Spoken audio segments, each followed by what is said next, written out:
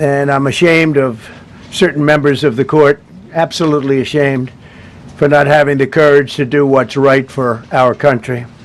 The Supreme Court's ruling on tariffs is deeply disappointing, and I'm ashamed of certain members of the court, absolutely ashamed, for not having the courage to do what's right for our country.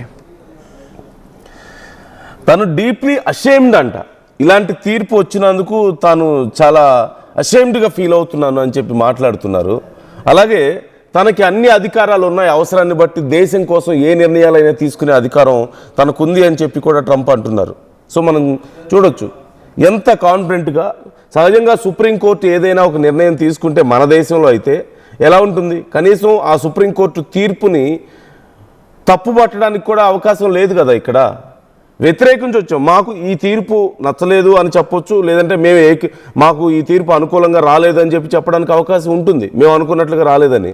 కానీ I'm ashamed of supreme court అని చెప్పి మాట్లాడుతున్నాడు Trump. అక్కడ supreme court ఇచ్చినటువంటి తీర్పు పట్ల ashamed